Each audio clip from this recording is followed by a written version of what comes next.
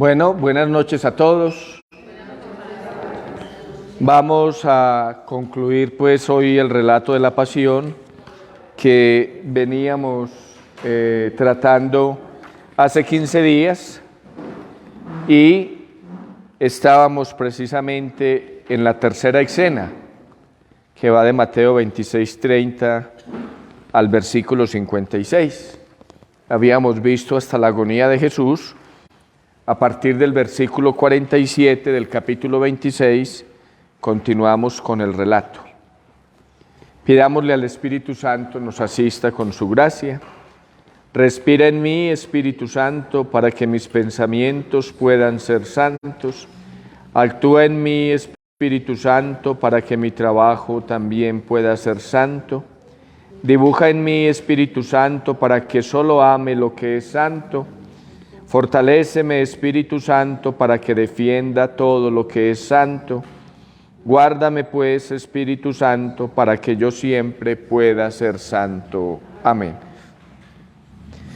Del Evangelio según San Mateo, en el capítulo 26, versículos 47 a 56. Todavía estaba hablando cuando llegó Judas, uno de los 12, acompañado de un grupo numeroso con espadas y palos, de parte de los sumos sacerdotes y los ancianos del pueblo. El que le iba a entregar les había dado esta señal: aquel a quien yo dé un beso, ese es, prendedle. Y al instante se acercó a Jesús y le dijo: salve, Rabí, y le dio un beso. Jesús le dijo: amigo, a lo que estás aquí. Entonces aquellos se acercaron, echaron mano a Jesús y le prendieron. En esto uno de los que estaban con Jesús echó mano a su espada, la sacó e hiriendo al siervo del sumo sacerdote le llevó la oreja. Dícele entonces Jesús: vuelve tu espada a su sitio, porque todos los que empuñen espada, espada perecerán. ¿O piensas que no puedo yo rogar a mi Padre que me pondría al punto a mi disposición más de 12 legiones de ángeles? Mas, ¿cómo se cumplirían las Escrituras de que así debía suceder? En aquel momento dijo Jesús a la gente: como contra un salteador habéis salido a prenderme con espadas y palos. Todos los días me sentaba en el templo para enseñar y no me detuvisteis. Pero todo esto ha sucedido para que se cumplan las Escrituras de los profetas. Entonces los discípulos le abandonaron todos y huyeron. Palabra del Señor. Bueno, queridos amigos, estábamos mencionando hace 15 días que el relato de la Pasión en el Evangelio según San Mateo está delimitado por 7 escenas y habíamos ya visto 3 de ellas, o estábamos en la tercera precisamente. La primera, el complot para matar a Jesús. La segunda, la cena de Pascua, la amistad de Jesús con los apóstoles. Y en esta tercera estamos en la oración y arresto de Jesús. Habíamos visto ya la oración que conocemos comúnmente como en el huerto de los olivos o en Getsemaní, y habíamos dicho que esta oración que Jesús hace al Padre, pidiendo aparte de sí este cáliz, pero no se haga mi voluntad sino la tuya, expresaba una falta de sintonía entre el corazón de Jesús y el corazón de los discípulos. Él, en uno de los momentos más angustiosos, si no el más angustioso de su vida, según San Lucas, hasta sudaba gotas de sangre, y los discípulos tan panchos, dormidos. Terminada esta oración o esta experiencia de Getsemaní, Jesús les dice: levantaos, vámonos. Y todavía en el huerto viene entonces este relato del arresto de Jesús. ¿Quiénes vienen a arrestarlo? Como escuchamos en el versículo 47, pues uno de los 12 que se identifica con Judas y un grupo numeroso con espadas y palos de parte de los sumos sacerdotes y de los ancianos del pueblo. Habíamos mencionado que siempre el evangelista subraya o hace énfasis en señalar que son los sumos sacerdotes y los escribas, los sumos sacerdotes, las autoridades religiosas, y los escribas, es decir, los conocedores de la Sagrada Escritura, aquí llamados ancianos del pueblo, los que están siempre en el proceso contra Jesús. Y el signo de un beso, que es con el que se entrega a Jesús, es un signo además de traición burlesco. Salve Rabí, le dice Judas a Jesús. Salve Rabí. Es decir, lo reconoce como maestro, sabe que es su maestro, pero lo traiciona con un beso. Y Jesús, tan discreto, tan cariñoso, le dice, amigo, amigo, a lo que estás aquí.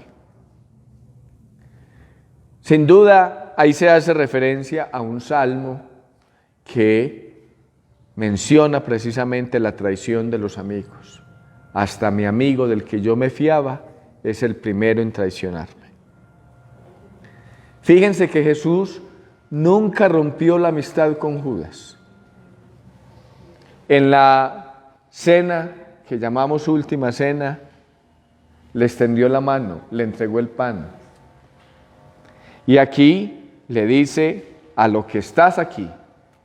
Es decir, Jesús no está ni temeroso, ni está cobarde, no está cobardado.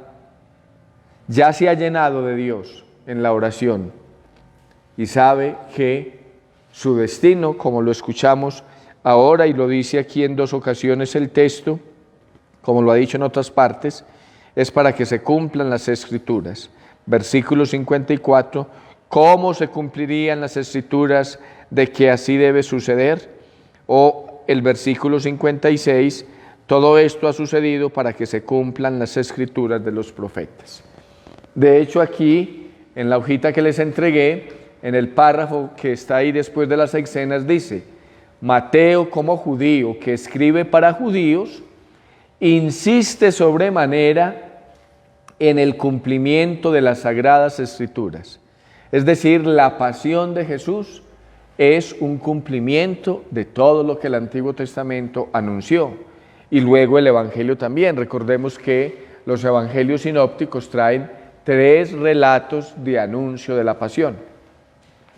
En Jesús de Nazaret se realizan todas las profecías hechas sobre el Mesías, sobre el siervo de Yahvé, que es una figura muy utilizada en el profeta Isaías y que la próxima semana escucharemos varios de esos cánticos, son 4 cánticos del profeta Isaías que hablan sobre el siervo de Yahvé, un siervo inocente que es castigado. Sobre aquel a quien esperaba la historia de Israel y justificaba la existencia del mismo pueblo. Entonces, esta es una característica muy concreta del evangelista San Mateo, que los otros evangelios no traen tan enfáticamente.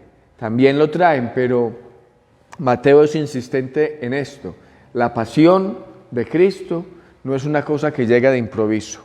Desde el Antiguo Testamento o desde las Sagradas Escrituras, en ese tiempo no se llamaba Antiguo Testamento, desde las Sagradas Escrituras constantemente se anunció. Y entonces, como uno de los, una característica del modo de ser de Jesús ha sido la paz, nunca la venganza, ante la acción violenta de uno de los que estaban con Jesús, que echa mano a la espada y hiere al siervo del sumo sacerdote llevándosele la oreja, Jesús, llamémoslo así, regaña. No dice si fue uno de los 12 el texto, lo más seguro es que es uno de los 12 porque con ellos está en el huerto o en el monte, o uno de los 11, pero en este momento ya está también Judas, que es de los 12. La sacó e hiriendo al siervo del sumo sacerdote le llevó la oreja. Le llevó la oreja. Esta característica de Jesús, que es la paz, recuerden la bienaventuranza, bienaventurados los que trabajan por la paz. Recordemos en el mismo sermón de la montaña, amar a los enemigos, hacer el bien a los que nos hacen el mal, orar por quienes les persiguen. Esto Él en su pasión lo hace evidente, porque precisamente le pide a aquel que vuelva la espada a su sitio y añade una frase: todo el que empuña la espada, a espada perecerá. Que eso es matemático, el que a cuchillo muere, al que a cuchillo mata, a cuchillo muere, ¿cierto? Y indica esa solemnidad, esa grandeza de la que Jesús tiene conciencia. ¿Piensas que no puedo yo rogar a mi Padre que pondría al punto a mi disposición más de 12 legiones de ángeles? Es decir, confía tanto en el Padre, ya sabiendo que va al momento más dramático de su vida personal, porque ha aceptado que el camino que escogió el Padre para la salvación de la humanidad es la cruz, que reconoce el poder del Padre y que si necesitara defensa, no sería propiamente de sus discípulos, sino del mismo Dios, con una legión de ángeles. ¿O piensas que no puedo yo rogar a mi Padre que pondría a punto a mi disposición más de 12 legiones de ángeles? Pero, entonces, ¿cómo se cumplirían las Escrituras? ¿Sí? Y Jesús hace un reclamo que más adelante volverá a aparecer. Han salido como un salteador. Yo he predicado en todas sus plazas, me he sentado en el templo para enseñarles y nunca me detuvieron. Y ahorita, como si fuera un ladrón, como si lo que yo hubiera hecho delante de todos en público fuera clandestinamente, vienen a apresarme. Pero señala también que esto sucede para que se cumplan las Escrituras. Y concluye esta escena tristemente diciendo que los discípulos le abandonaron todos y huyeron. Se dispersarán las ovejas, atacarán al pastor y se dispersarán las ovejas, para que se cumpla la Escritura. Viene entonces la cuarta escena, que está del versículo 57 al 75 y que se realiza en la casa del sumo sacerdote, ante las autoridades judías. Los que prendieron a Jesús le llevaron ante el sumo sacerdote Caifás, donde se habían reunido los escribas y los ancianos. Eso se llama el Sanedrín. El Sanedrín era como el consejo. Sanedrín, ¿sí? Bueno, en tiempos de Jesús se llamaba el Sanedrín. Hoy diríamos el Senado, por poner pues una asociación con lo que tenemos, por ejemplo, en el Estado colombiano, un Senado, que es como el grupo de personas que formula las leyes, las estudia, las analiza, las aprueba, ¿cierto? Este sería el Senado, llamémoslo así, del pueblo judío. Se llama el Sanedrín, estaba constituido especialmente por fariseos y saduceos, es decir, por las dos facciones más notorias de los judíos en tiempos de Jesús, y precisamente aquí, digámoslo así, van a legislar sobre un judío a quien consideran debe desaparecer o se le debe castigar porque ha infringido las leyes judías. Entonces, este grupo, liderado por el sumo sacerdote, por eso el proceso judío es en la casa del sumo sacerdote. Ya les había dicho que el sumo sacerdote cada año variaba, ¿sí? porque el sumo sacerdote es la autoridad máxima de todo el grupo de sacerdotes que hay, ¿sí? Y el sumo sacerdote pues debía ser un hombre muy intachable, y como un hombre no es capaz de ser intachable toda la vida, cada año lo iban variando. Se llamaba Caifás. De hecho, Caifás pide como consejo de quien había sido sumo sacerdote antes, Anás. Padre, y el sumo sacerdote era la máxima autoridad civil y religiosa. Religiosa. Es que la civil no era propiamente del pueblo judío, sino del Imperio Romano. Entonces, en tiempos de Jesús, en la zona de Judea, la autoridad civil era Poncio Pilato, prefecto o procurador de Roma en Judea. En Galilea era Herodes Antipas, que representaba al Imperio Romano en Galilea. ¿Sí? En Galilea Herodes Antipas y en Judea Poncio Pilato.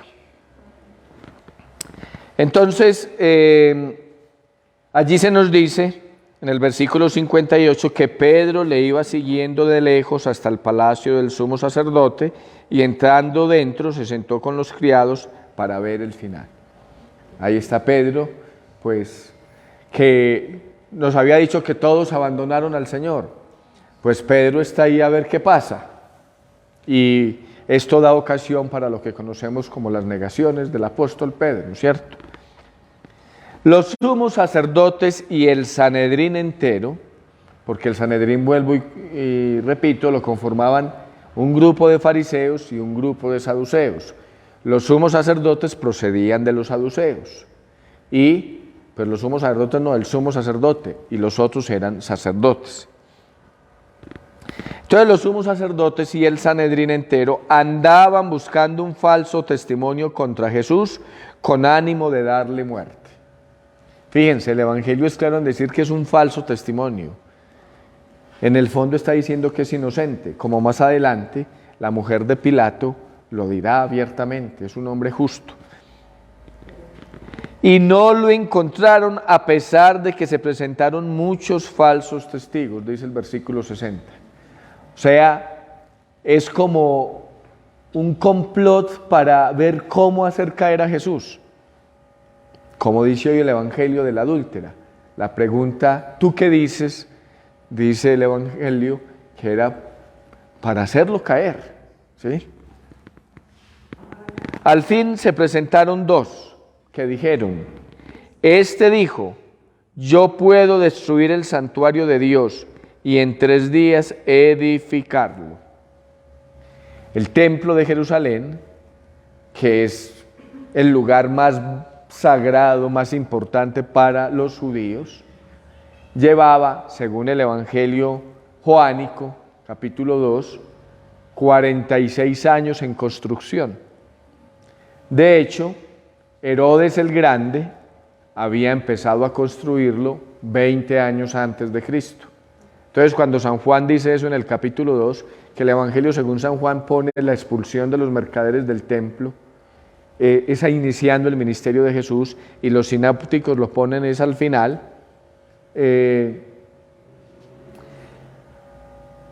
Cuando Jesús dice, destruid este templo y yo lo reconstruiré en 3 días, porque así lo afirma claramente según el Evangelio joánico, dice el texto más adelante que él se refería al templo de su propio cuerpo. Pero el dato histórico es muy importante, la respuesta de los judíos. 46 años lleva construyéndose este templo y tú lo vas a reconstruir en 3 días. Si Herodes empezó en el año 20 antes de Cristo, estaríamos ubicados aproximadamente en el año 26, cuando Jesús en el templo expulsó a los mercaderes del templo. Y como les digo, este templo se terminó de construir en el año 62 después de Cristo. Y los romanos lo destruyeron en el año 70 después de Cristo. El muro de las lamentaciones y las ruinas que hay y la explanada del templo son de la época de Herodes. Son ruinas de esta época, de lo que quedó de la destrucción de Roma. Entonces, cuando lo acusan de esto, Se levantó el sumo sacerdote y le dijo: ¿no respondes nada? ¿Qué es lo que estos atestiguan contra ti? Pero Jesús seguía callado.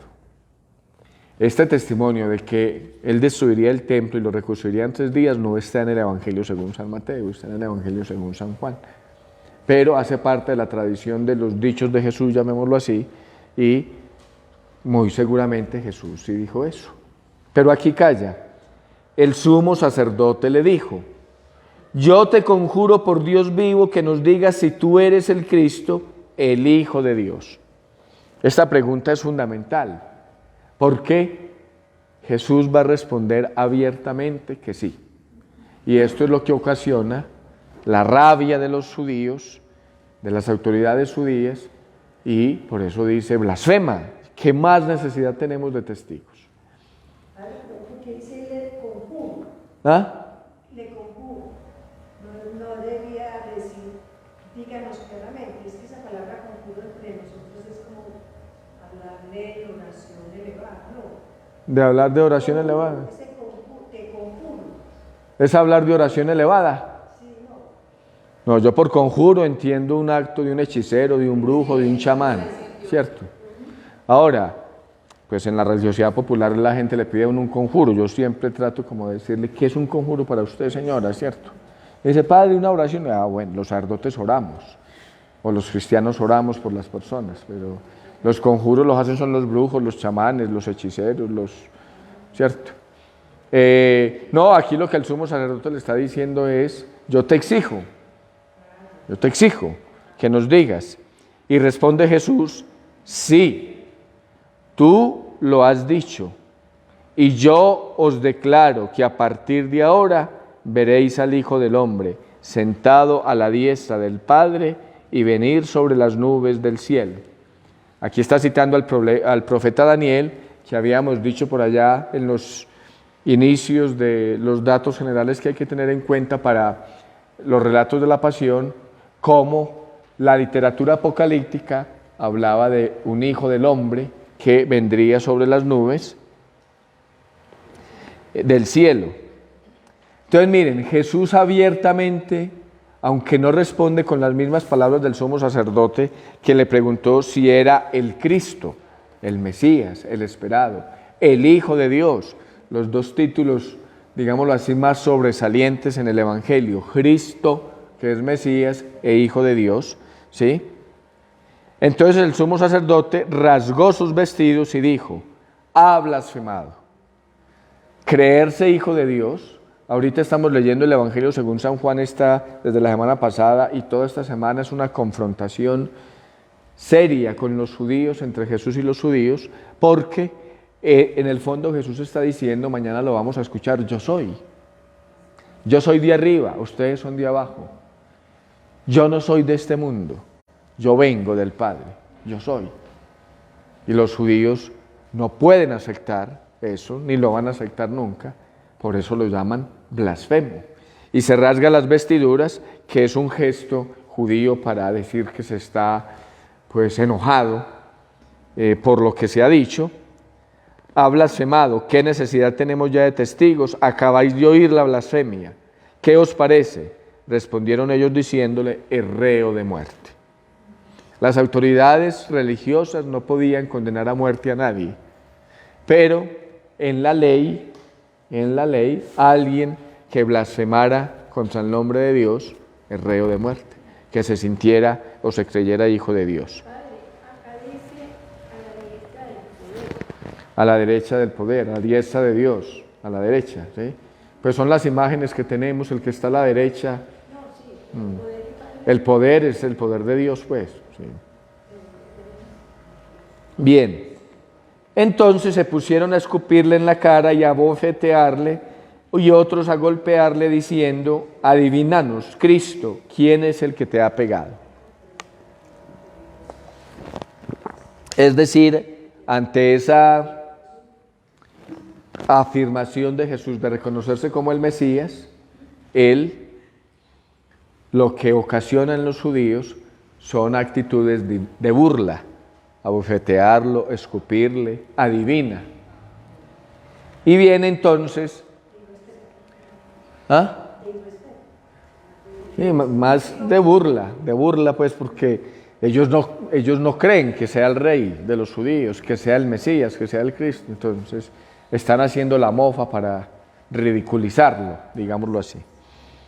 Entonces viene ya la actuación de Pedro, que hemos conocido siempre como negaciones, y que los evangelistas son muy irónicos, porque Pedro no niega a Jesús ante Poncio Pilato, o ante el emperador romano, o ante las autoridades judías, sino ante una criada y ante unos amigos ahí que están en las afueras del palacio del sumo sacerdote. Pedro, entre tanto, estaba sentado fuera en el patio, y una criada se acercó y le dijo, una criada, ¿también tú estabas con Jesús el Galileo? No le está diciendo que es discípulo, simplemente que estaba. Pero él lo negó delante de todos, no sé qué dices. Cuando salía al portal le vio otra criada y dijo a los que estaban allí, este estaba con Jesús en Nazareo. Y de nuevo lo negó con juramento, yo no conozco a ese hombre. Poco después se acercaron los que estaban allí y dijeron a Pedro, ciertamente tú también eres de ellos, pues además tu misma habla te descubre. Entonces él se puso a echar imprecaciones y a jurar, yo no conozco a ese hombre. Inmediatamente cantó el gallo. Decíamos la falta de sintonía entre el corazón de Jesús y los discípulos, y ahora Pedro, que era tan primario, que se había atrevido a decir que no lo negaría nunca, ¿sí? Tiene que aceptar, que iría hasta la muerte, tiene que aceptar. Por eso cuando San Juan en el capítulo 21 trae eso, Pedro, ¿me amas? ¿Me amas? ¿Me amas? Es para decir que el Señor pues hasta cuenta con nuestra infidelidad. ¿Sí? ¿Ah? Carga con todo. Y Pedro se acordó de aquello que le había dicho Jesús, antes que el gallo cante me habrás negado 3 veces, y saliendo fuera rompió a llorar amargamente. Bien, entonces hasta ahí el proceso judío. Vuelvo y repito, como los judíos no pueden condenar a muerte, este proceso judío se da en toda la noche, en eso que nosotros llamamos del Jueves Santo a la mañana del viernes. Ya de día, ahorita van a ir al proceso ante la autoridad romana, en este caso en la casa de Poncio Pilato. Realmente el procurador romano no vivía en Jerusalén. El procurador romano, que era Poncio Pilato, vivía en Cesarea Marítima, una población relativamente cerca a Jerusalén, pero allá quedaba el palacio del procurador. Se llama Marítima porque queda ahí junto al mar Mediterráneo, y para distinguirla de Cesarea de Filipo, que queda al norte, ¿sí? Pero por la fiesta de Pascua, como la fiesta de Pascua es una fiesta de liberación, y siempre los judíos se alborotan, porque de pronto este año sí llega la liberación, ¿cierto? Entonces el procurador romano normalmente estaba en Jerusalén por la fiesta de Pascua, para, por si había algún alboroto, pues tratar de calmar los ánimos. Entonces allí no tenía un palacio propiamente, sino que en el mismo templo de Jerusalén, junto a una torre que se llama la Torre Antonia, cerca del templo, el sumo sacerdote o las autoridades judías le daban hospedaje a el procurador. Llegada la mañana, entonces ya pasó la noche del arresto y de este proceso judío. Llegada la mañana, todos los sumos sacerdotes y los ancianos del pueblo celebraron consejo contra Jesús para darle muerte, y después de atarle le llevaron y le entregaron al procurador Pilato. Poncio Pilato fue procurador romano en Judea del año 26 al año 36, durante 10 años. Y pues por eso hasta en el credo quedó Poncio Pilato. Entonces Judas, el que le entregó, viendo que había sido condenado, fue acosado por el remordimiento y devolvió las 30 monedas de plata a los sumos sacerdotes y a los ancianos. ¿Sí? El remordimiento. Ahí está diciendo, estoy entregando una sangre inocente. Pequé entregando sangre inocente. Miren, vuelve y se señala que Jesús es inocente. Y eso ahí lo va remarcando el Evangelio como gota a gota, ¿sí? Él tiró las monedas en el santuario, después se retiró y fue y se ahorcó. El desespero. ¿Cómo? De esa, sí. Debe ser muy duro, sí. Yo siempre digo que un suicida es alguien, yo siempre lo comparo así, como un piloto que está en un vuelo con una nubosidad muy grande, sabe que por ahí está la pista, pues no la encuentra, no la ve, no haya solución a sus problemas, ¿cierto? Pero ahí está, sí.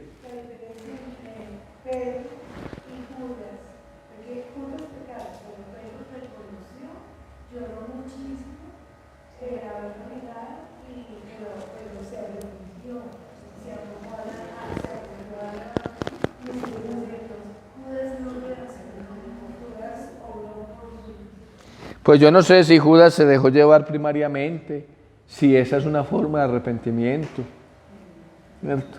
Porque si pensó es que no tengo perdón de Dios, es muy difícil, pues yo creo que la psicología del suicida es muy difícil, y en el caso de Judas pues hay muchas teorías, que Judas lanzó a Jesús a ese caso extremo para que mostrara su mesianismo. Pero todo lo que se diga ahí, eso solo lo sabe Judas, ¿cierto? Y no está, por el momento no ha vuelto. Bien, entonces los sumos sacerdotes, que eran los que habían comprado o le habían entregado las monedas a Judas, dijeron, ¿a nosotros qué? Tú verás, ¿cierto? Y ahí es donde tira las monedas y va y se ahorca. Entonces los sumos sacerdotes recogieron las monedas y dijeron, no es lícito echarlas en el tesoro de las ofrendas porque son precio de sangre.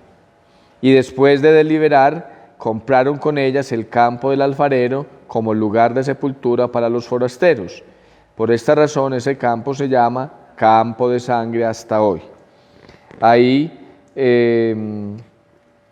la nota de pie de página de la Biblia de Jerusalén dice que una tradición muy antigua y probablemente auténtica sitúa este lugar en el valle de Gen-Jimón, ¿cierto?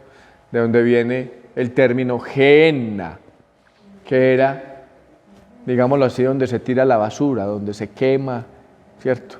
Porque los judíos tienen su cementerio, los judíos entierran, al menos pues ahí en Jerusalén, está sobre el monte de los Olivos, la mayor parte de las tumbas de los judíos antiguos. Ellos no ponen flores, sino unas piedritas encima de la losa, ¿sí? Unas piedras, sí. Y el valle de Ben Hinnom, pues Gehenna, es como donde va lo inservible, por eso el campo del forastero, porque judíos no se entierran pues aunque la muerte nos iguala a todos, pero en este caso, al menos en la sepultura no, ¿cierto? Según ellos. Entonces se cumplió el oráculo del profeta Jeremías, y tomaron las 30 monedas de plata, cantidad en que fue apreciada aquel a quien pusieron precio algunos hijos de Israel, y las dieron por el campo del alfarero, según lo que me ordenó el Señor. ¿Sí? También el profeta Zacarías trae esto de las 30 monedas, que 30 monedas es como el salario irrisorio, pues, de una persona al mes, que era precisamente una monedita, ¿sí? Bien. ¿Padre, quién reemplazó a Judas? Matías, según el libro de los Hechos de los Apóstoles, se reunieron y dijeron pues que había que suceder. Bien. Entonces ya nos ubicamos en este proceso romano, en el diálogo de Jesús con Poncio Pilato. Jesús compareció ante el procurador y el procurador le preguntó: ¿eres tú el rey de los judíos? Esa era la preocupación y la acusación además, la acusación de los judíos ante el procurador y la preocupación, porque el rey es solamente uno, el emperador romano. Al emperador se le decía César, Augusto, casi que era una divinidad, ¿sí? Y todo aquel que se proclamara como primero o rey estaba en contra del emperador. En unas Biblias dice procurador y en otras gobernador, es lo mismo. Procurador, prefecto, gobernador, sí, es el representante del imperio romano. Lo que pasa es que el término rey, por ejemplo, que es el que utilizan Herodes Antipas o Herodes Filipo, gobiernan, llamémoslo así, en nombre de Roma. El prefecto gobierna en nombre de Roma, pero antes, en este caso Poncio Pilato, más que a Roma, tenía que darle cuenta de Siria, que queda al norte de Palestina, y él de Siria le comentaba, ¿cierto? Digámoslo así, que en el rango jerárquico de gobierno, un procurador era menos que un rey, ¿cierto? Entonces, ¿eres tú el rey de los judíos? Respondió Jesús, sí, tú lo dices. Jesús no se deja amedrentar, no está acobardado, habla con serenidad. Y mientras los sumos sacerdotes y los ancianos le acusaban, él no respondió nada. Entonces le dice Pilato: ¿no oyes de cuántas cosas te acusan? Pero él a nada respondió, de suerte que el procurador estaba muy sorprendido. Cada fiesta el procurador solía conceder al pueblo la libertad de un preso, el que quisieran. Tenían a la sazón un preso famoso llamado Barrabás, y cuando ellos estaban reunidos les dijo: ¿a quién queréis que os suelte? ¿A Barrabás o a Jesús, el llamado Cristo? Pues sabía que le habían entregado por envidia.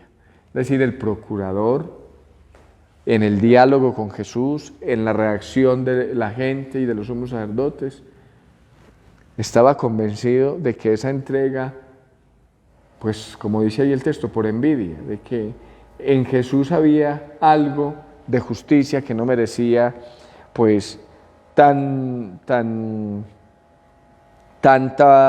pues exageraron los judíos, digámoslo así. Mientras él estaba sentado en el tribunal,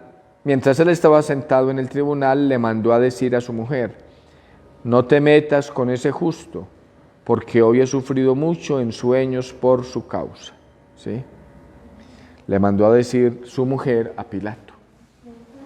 Vuelve y se proclama aquí explícitamente que Jesús es justo. Y cuando el procurador les dijo: ¿a cuál de los dos? Entonces los sumos sacerdotes y los ancianos lograron persuadir a la gente que pidiese la libertad de Barrabás y la muerte de Jesús. Es decir, tanto era el odio, la incomodidad de los sumos sacerdotes por la presencia de Jesús, que convencieron al pueblo. Las masas, la muchedumbre normalmente va al vaivén de las situaciones. Por eso decimos, antes decían: salve Rey de los judíos, lo que celebramos en la entrada triunfal a Jerusalén, y a los pocos días, crucifícale. Entonces, los sumos sacerdotes y los ancianos lograron persuadir a la gente que pidiese la libertad de Barrabás y la muerte de Jesús, y cuando el procurador les dijo: ¿a cuál de los dos queréis que os suelte?, respondieron: a Barrabás. Díceles Pilato: ¿y qué voy a hacer con Jesús, el llamado Cristo? Y todos a una: sea crucificado. Sea crucificado. ¿Pero qué mal ha hecho?, preguntó Pilato. Miren, Pilato está reconociendo también la inocencia de Jesús. Mas ellos seguían gritando con más fuerza: sea crucificado. La crucifixión era el castigo más horrible que tenían los romanos para los delincuentes. Y normalmente lo hacían público para que la gente tomara escarmiento. Entonces Pilato, viendo que nada adelantaba, sino que más bien se promovía tumulto, tomó agua y se lavó las manos delante de la gente, diciendo: inocente soy de la sangre de este justo, vosotros veréis. Él era el que tenía que decidir. Había elecciones. Él era el que tenía que decidir y dejó la responsabilidad en el pueblo. Y todo el pueblo respondió. Esta es una frase muy fuerte, este versículo 25. Su sangre sobre nosotros y sobre nuestros hijos. Sobre nosotros y sobre nuestros hijos.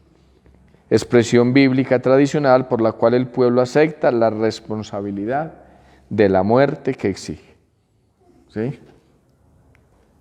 Entonces le soltó a Barrabás y a Jesús, después de azotarle, se lo entregó para que fuera crucificado.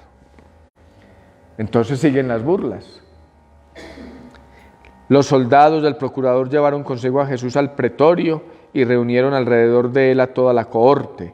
Le desnudaron y le echaron encima un manto de púrpura y, trenzando una corona de espinas, se la pusieron sobre su cabeza y en su mano derecha una caña, y doblando la rodilla delante de él le hacían burlas diciendo: Salve, Rey de los judíos. Vuelvo y repito, es una burla, ¿sí? El pretorio era la residencia del pretor, llamémoslo así, de quien tenía ahí la casa, pues, de gobierno religioso. Por eso se dice que es cerca del templo, en la fortaleza Antonia, ¿sí? Bien. Y después de escupirle, cogieron la caña y le golpeaban en la cabeza. Cuando se hubieron burlado de él, le quitaron el manto y le pusieron sus ropas y le llevaron a crucificarle. La corona...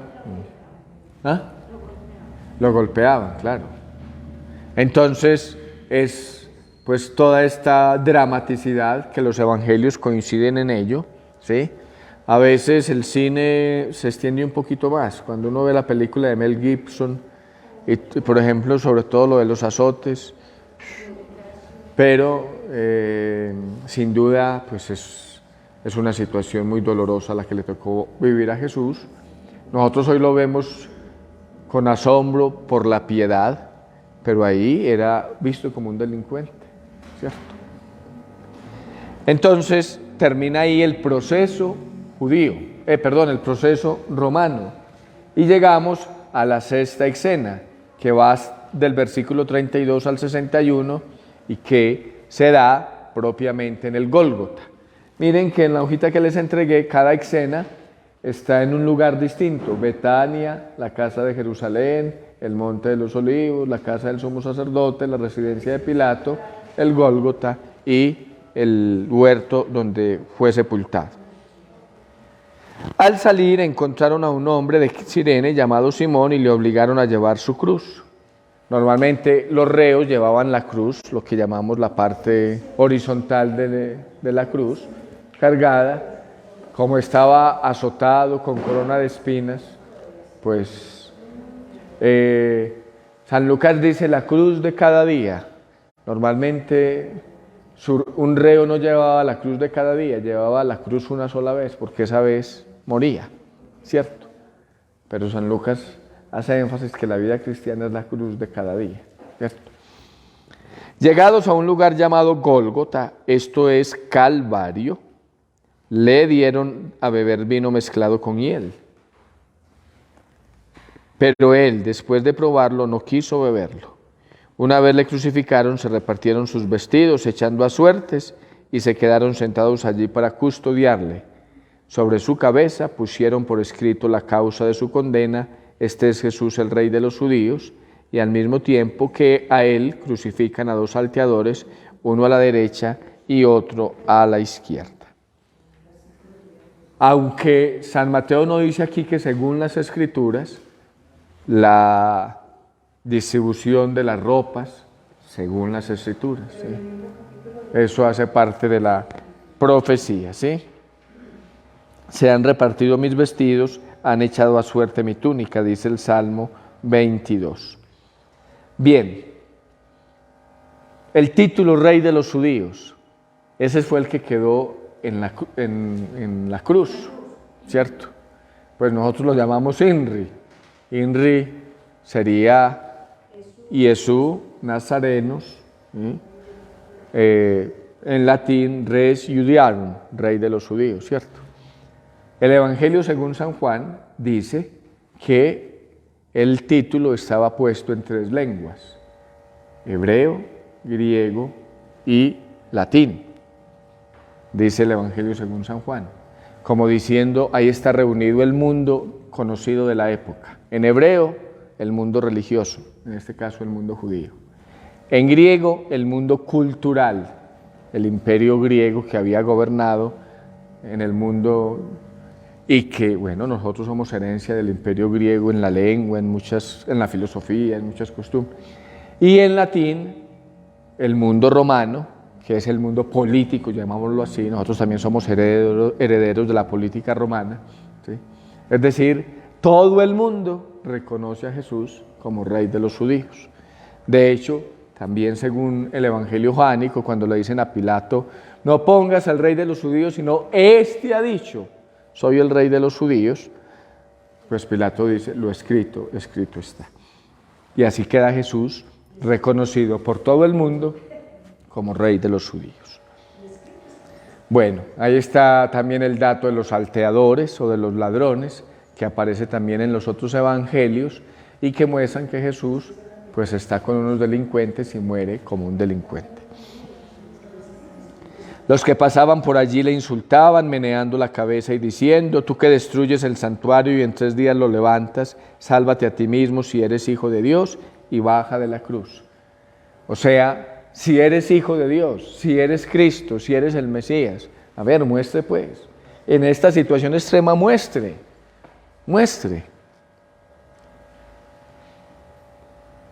Igualmente los sumos sacerdotes junto con los escribas y los ancianos se burlaban de él diciendo, a otros salvó y a sí mismo no puede salvarse, Rey de Israel es, que baje ahora de la cruz y creeremos en él.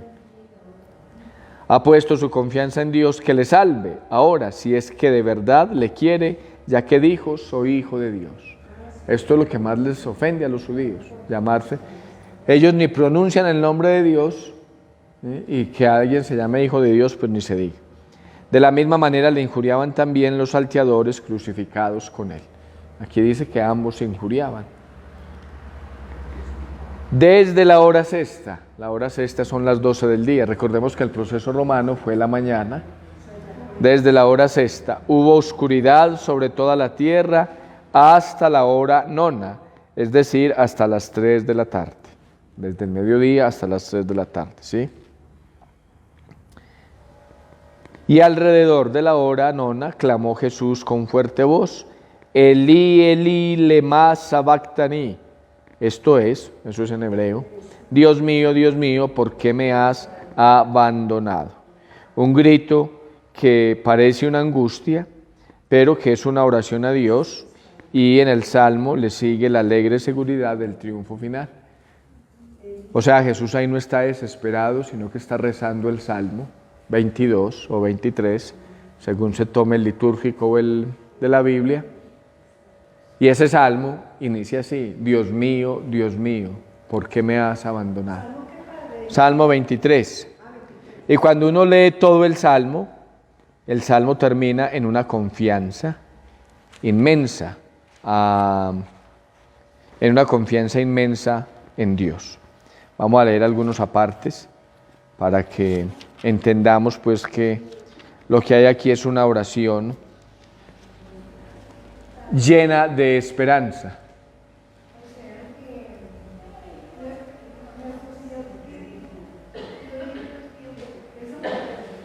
¿Nuestro Señor qué? Espérame a ver que me están hablando 2 personas a la vez.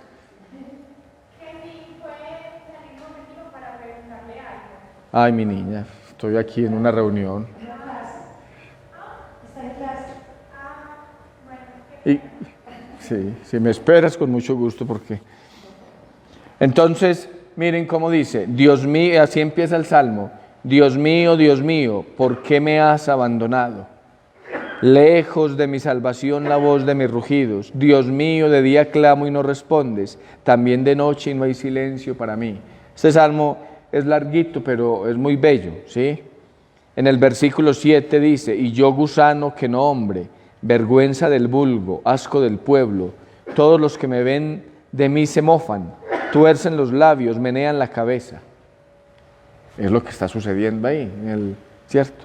Se confió a Yahvé, pues que Él le libre, que le salve, puesto que le ama. Prácticamente esto era lo que estaba diciendo el sumo sacerdote, ¿sí? Esto, sí, Salmo 22, pues en la Biblia aparece como 22, ¿sí? Versículo 17, perros innumerables me rodean, una banda de malvados me acorrala como para prender mis manos y mis pies.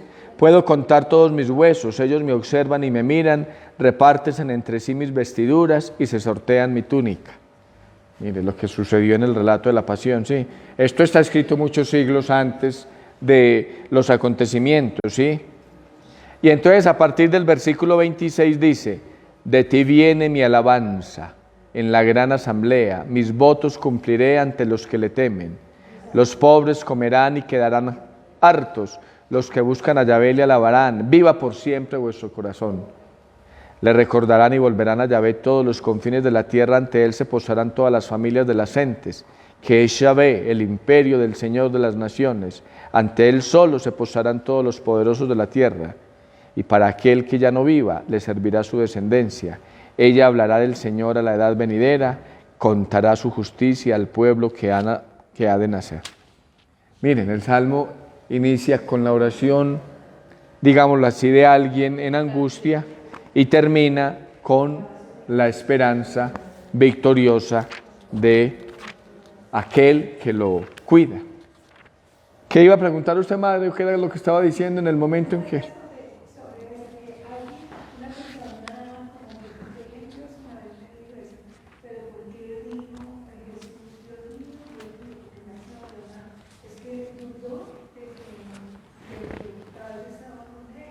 No, por eso les digo, es una oración que está haciendo Jesús en la cruz, muy acorde además, ¿cierto? El que conoce la Sagrada Escritura.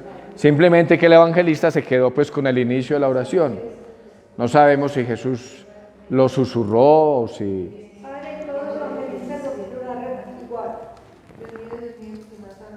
No, todo lo que llamamos nosotros 7 palabras no está en todos los evangelistas. Entre todos se recogen esas palabras.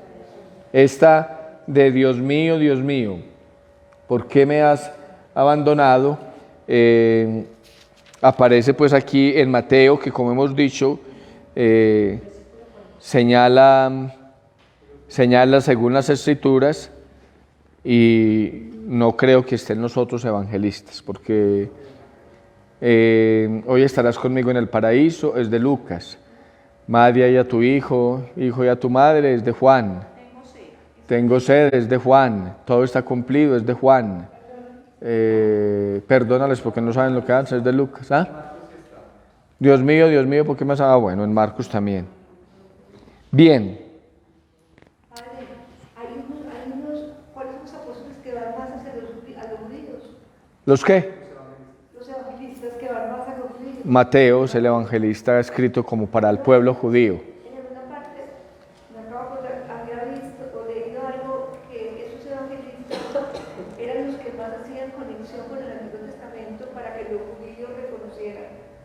Claro, San Mateo, por eso San Mateo es el que dice, habéis oído que se dijo, porque la Escritura la gente no la conocía, era de memoria, no, habéis oído que se dijo, yo os digo, ¿cierto? Claro, el Evangelio según San Mateo es escrito especialmente para judíos.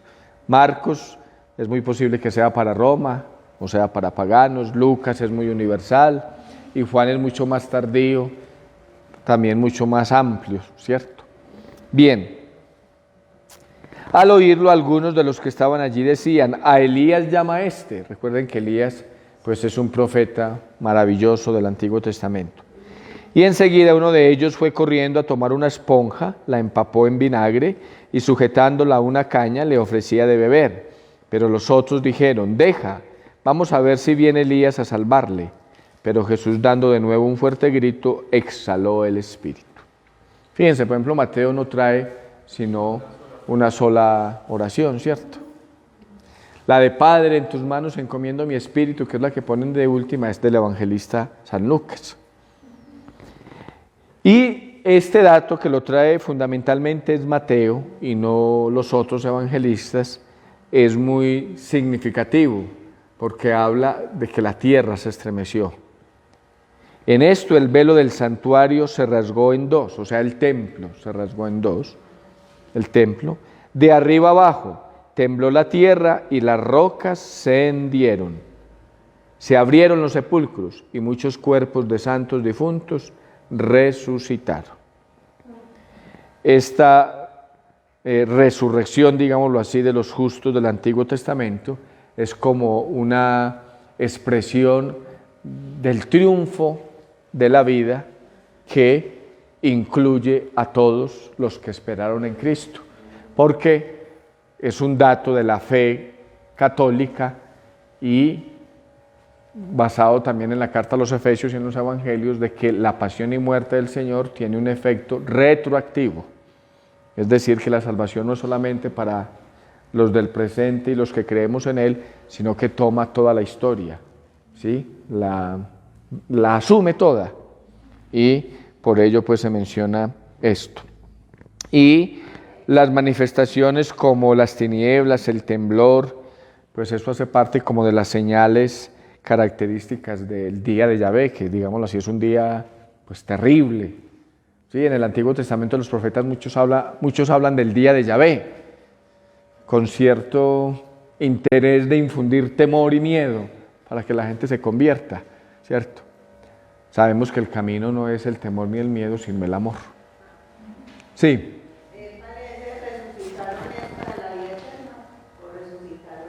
Como Lázaro, para volver a morir.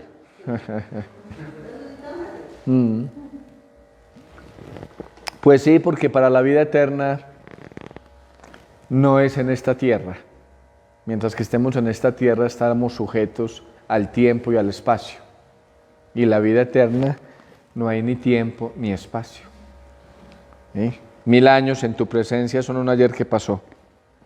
Bien. Y saliendo de los sepulcros después de la resurrección de él, entraron en la ciudad santa y se aparecieron a muchos. Por su parte, el centurión y los que con él estaban guardando a Jesús, al ver el terremoto y lo que pasaba, se llenaron de miedo y dijeron, verdaderamente, este era Hijo de Dios. Esto aparece también en el Evangelio según San Marcos y es una expresión muy bonita porque el mundo pagano, aquí lo tengo yo en la hojita, reconoce a Jesús como el Hijo de Dios. Ya lo había reconocido la esposa de Pilato como justo o como inocente. Ahorita es un centurión, es decir, un soldado romano, o junto con él muchos, que lo reconocen como Hijo de Dios. ¿Ah? Pues sí, es una especie de conversión. Cuando el Evangelio, recuerden que los Evangelios están narrando el acontecimiento histórico, pero cuando se escribe, en este caso Mateo, que está escribiendo mucho después, pues está cogiendo una comunidad que, siendo para judíos, muchos judíos se convierten al cristianismo y también paganos. Lo decíamos en los relatos de la infancia, los que llamamos reyes magos o los magos de Oriente son del pueblo pagano y van a adorar al Señor, ¿cierto? ¿Cómo esperan los judíos que llegue entonces el Mesías? ¿Cómo espera? El Mesías, ellos esperan que llegue montado en un asno, porque el profeta Zacarías lo dice así, y ellos esperan que llegue el Mesías como muchos cristianos esperan que llegue Dios, acabando con todos los malos, porque Él es justo y bueno, y dejándonos solo a los buenos, porque nos creemos del grupo de los buenos. Sí, esa espera mesiánica en el fondo es una espera violenta de parte de muchos. Uno quisiera, eso que le dijeron los discípulos a Jesús, cuando se dan cuenta que junto al trigo crece la cizaña. ¿Por qué no arrancan la cizaña? O sea, ¿por qué no se arranca el mal? Porque es que como esas raíces están enredadas, arrancando la cizaña también se arranca el trigo. Esperen que lleguen los frutos y se separarán.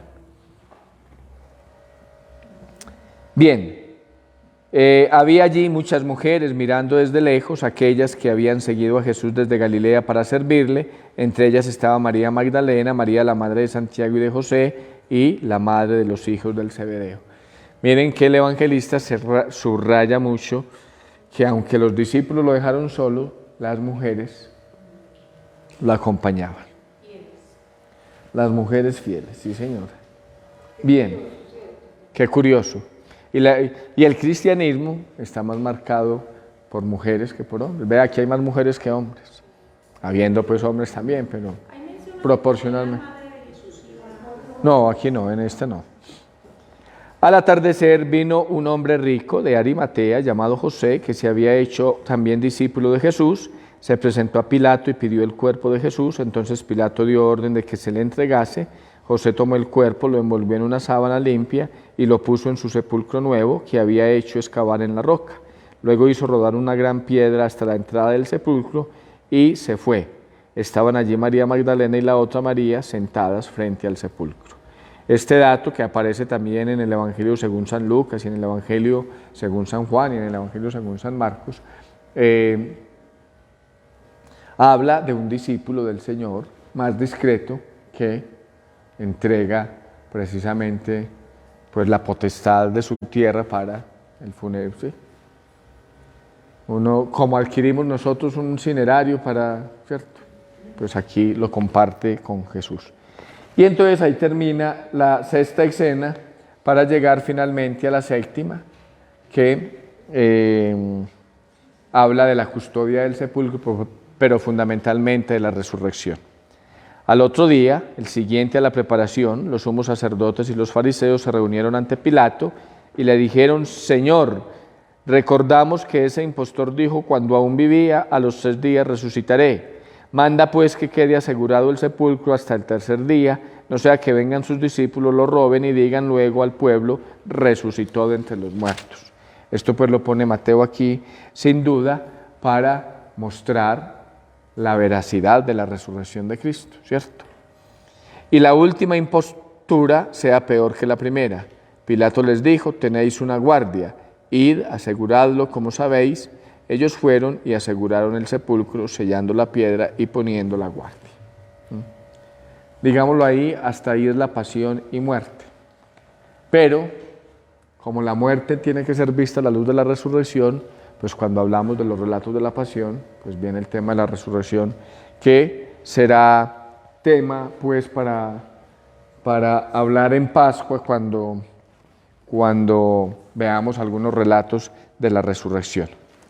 Detengámonos aquí en la hojita para concluir pues la lección de hoy, ¿sí?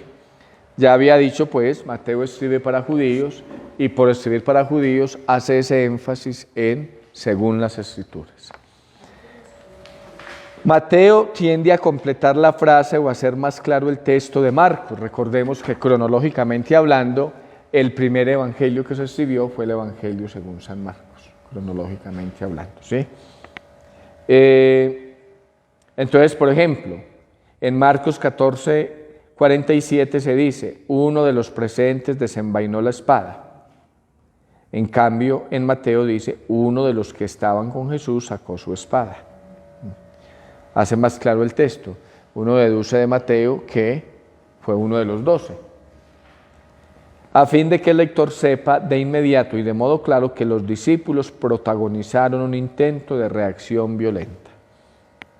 Es también Mateo el que muestra una tendencia a la dramatización de los acontecimientos.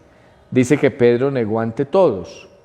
Primero pues ante las 2 criadas y luego ante todos, en vez de recurrir al simple negó de Marcos, queriendo recordar así que su negación fue pública, del mismo modo que había sido público su testimonio de fidelidad incondicional, su presunta superioridad sobre todos los otros.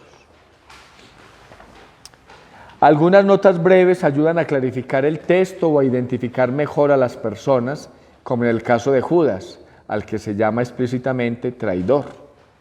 ¿Sí? Estos son datos que están en Mateo y no están en los otros evangelios. Son muy minúsculos, uno de pronto, si no conoce el texto, no alcanza pues como a vislumbrarlos, por eso se los puse aquí.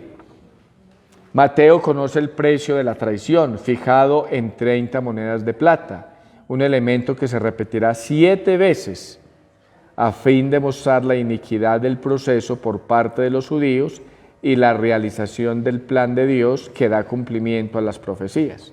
Ya vimos que tanto en Zacarías como en Jeremías aparece lo de las 30 monedas. Es aún Mateo y solo él quien nos habla de la muerte de Judas. Esto no aparece en los otros evangelios. Y del sueño de la mujer de Pilato, tampoco aparece en los otros evangelios. No es difícil vislumbrar la intención doctrinal de este último detalle. Una pagana intercede por el justo, mientras que su pueblo reclama la muerte de Jesús. Es decir, es ese contraste. La esposa del procurador profesa la inocencia y el pueblo al que pertenece Jesús quiere que lo crucifique. También está el detalle del lavado de las manos por parte de Pilato, que eso es solo de Mateo, expresión de su voluntad de declinar toda responsabilidad y la consecuente asunción de toda la responsabilidad por parte del pueblo. Este detalle solo lo encontramos en el primer evangelio. Esa frase del versículo 25, como les digo, es fuerte, es muy fuerte. Caiga sobre nosotros y sobre nuestros hijos. Una característica peculiar de Mateo es la de mostrar el cumplimiento de las profecías. Veamos algunos ejemplos. Si leemos Mateo 26, 3, 5, hace referencia al Salmo 31, 14, donde se afirma la calumnia y el engaño para la muerte del justo. Vamos a leer esos dos textos, Mateo 26, 3, 5, y vamos a compararlo con el Salmo 31, 14. O Mateo 26, 15, que cita a Zacarías 11, 12, refiriéndose al precio por el que fue vendido Jesús. O de modo más general, Mateo 26, 56 atestigua: pero todo esto ha ocurrido para que se cumpla lo que escribieron los profetas. Mateo recuerda la filiación divina de Jesús, que Marcos reserva solo para la revelación final. De hecho, el Hijo de Dios que proclama el centurión romano en Marcos, en Mateo, fíjense que ya el sumo sacerdote le pregunta abiertamente: ¿usted es el Cristo? ¿Usted es el Hijo de Dios? ¿Sí? Cuando encuentren los textos, algunos los leen, por favor. Las palabras de Jesús referidas en Mateo muestran su plena adhesión al plan de Dios, constituyen una justificación de la no violencia y sacan a la luz la autoridad que reivindica para su misión. Lo que decíamos, para esto he venido, es para que se cumplan las Escrituras. Sí, Estelita, 31, 14, el Salmo 31, 14. Escuchó la calumnia de la turba, terror alrededor de una conjura. Somos la diócesis de Sonsón Río Negro, una iglesia que se renueva con el Evangelio Fuerza de Dios. 2023, año del matrimonio y la familia.